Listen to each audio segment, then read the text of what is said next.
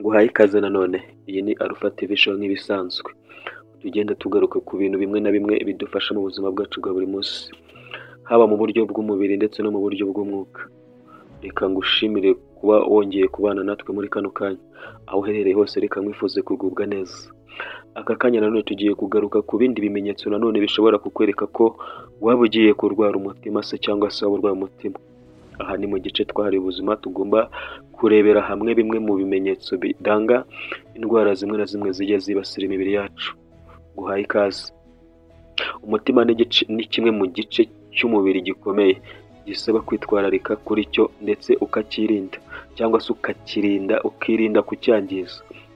Usibye akamaro ugira ko gusunika amaraso uyerekeza mu bice byose by'umubiri, abahanga mu buzima cyangwa se mu buvuzi bavuga ko wo ubwawo ari wo moteri y'ubuzima bwa muntu.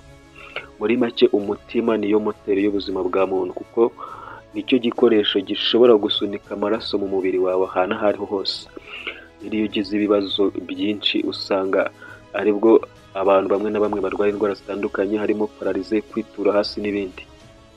Rimwe na rimwe hari ubwo umutima ufatwa n'uburwayi ariko nyirawo ntabimenye. Muri iyi nkuru tugiye kugaruka ku bimenyetso bitandukanye bishobora kukwereka ko umutima wawe udatekanye, nk'uko tubikesha ibinyamakuru bigiye bitandukanye bivuga ku buzima n'ibindi byinshi. Niho tugiye guhera twegeranya tukarebera hamwe ibimenyetso 9 byakwereka ko ushobora kuba ugiye kurwara umutima. Natinze rero, reka duhere ku cya mbere: uhorana umunaniro ukabije.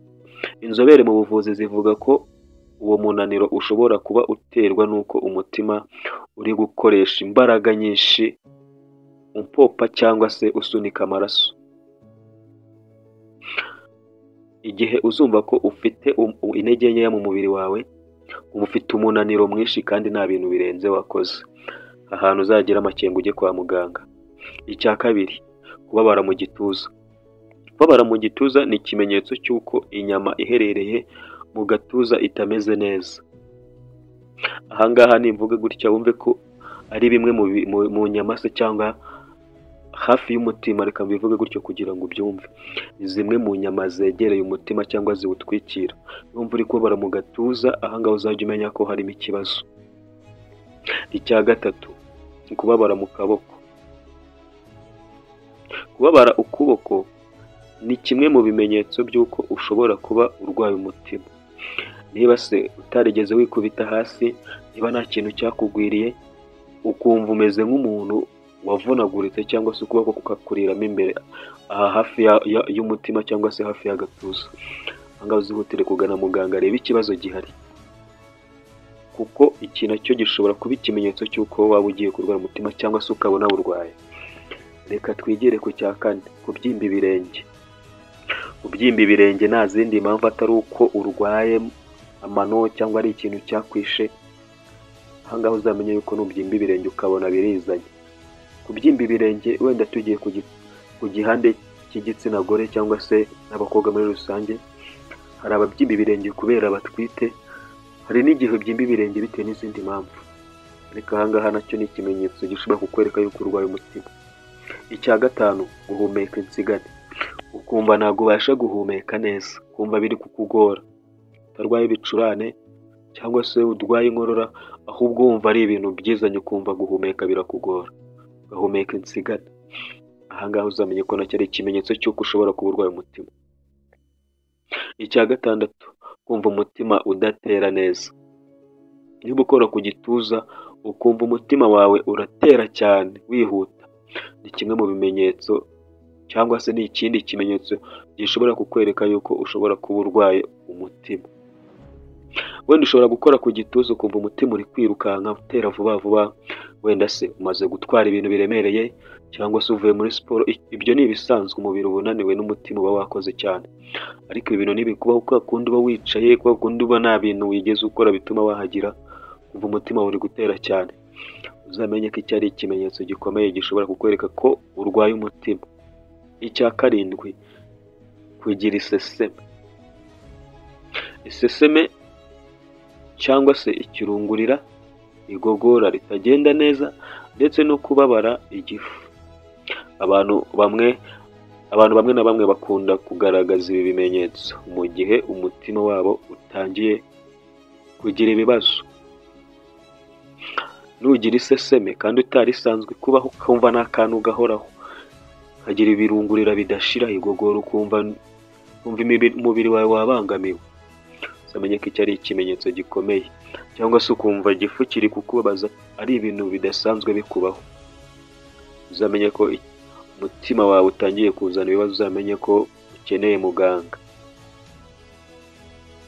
Abantu rero bafite ibimenyetso bashobora ndetse no kuruka, usanga uri kuruka bitunguranye. Ab'igitsina gore nibo bakunda kugaragaza ibi bimenyetso ugereranyije n'abagabo, ariko nanone ahangaha abagore bo bashobora no kuruka cyangwa bakagaragaza ibyo bimenyetso ari uko batwite. Ariko nanone mu gihe udatwite ibi bimenyetso bikakubaho, cyangwa se ugakeka ko utwite wajya kwa muganga bakabona ntayirimo, uzamenye ko ibi ari ibimenyetso by'uko ugiye kurwara umutima, zihutire kwa muganga. Icya munani, kugira isereri kenshi byanakuviramo kwikubita hasi, cyangwa se hari n'abo bijya bibaho ariko ntibamenye ko wenda ibi ari ibimenyetso by'umutima biri kugaragara yuko bashobora kuba bagiye kuwurwara cyangwa bawurwaye. Kugira isereri bikarangira unikubise hasi, ukagira ngo ni ibintu bisanzwe cyangwa ngo ni ugukora cyane, ni ugutekereza cyane, ariko ukaba uzi ko ibi bintu bikunda kukubaho. Iyo umuntu agira ikibazo cyo kugira isereri cyangwa kwikubita hasi, bishobora kukwereka ko umutima utari kubasha kugeza amaraso ku bice bimwe na bimwe by'umubiri ahakenewe. Ibi bintu nibikubaho inshuro nyinshi, uzajye kwa muganga, kuko iki nacyo ni ikimenyetso cy'umutima. Ndakeka ibintu ndi kuvuga byose muri kubyumva, utumvise neza usubire inyuma wumve, kubi ni ikinyarwanda ndi kuvuga kandi ni ibintu byumvikana. Abantu bamwe na bamwe tujya tugira ibibazo by'umubiri, ariko kubera stress tubamo, kubera ibintu byo mu isi bitwirukasa, ntitubashe kwiyitaho cyangwa ngo tugenzure tumenye niba ibyo bintu nta kintu kiri kubura mu mibiri yacu cyangwa se mu buzima bwacu. Buriya icya mbere ni ubuzima, iby'isi byo turabisiga, reka twigire ku cya nyuma aricyo cya 9 ahangaha: kugira ibyuya byinshi kandi utari gukora akazi k'imbaraga. Ibintu byumve neza, kugira ibyuya byinshi kandi utari gukora akazi k'imbaraga. Gusa ikiruta byose ni ukugana kwa muganga mu gihe wumva utameze neza, ko ibi bimenyetso byose tumaze kubabwira nawe uri kutwumva ushobora kuba ubigira ariko ntubyiteho, ko niba utanabigira aha kuba ari ukugira ngo tukuburire, nibinakubaho uzamenye ikintu ugomba gukora.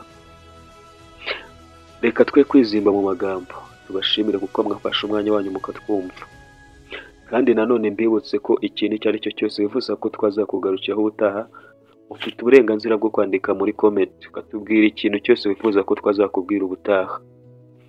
Reka ngushimire, njye nitwa Ndizeye, Imana iguhe umugisha.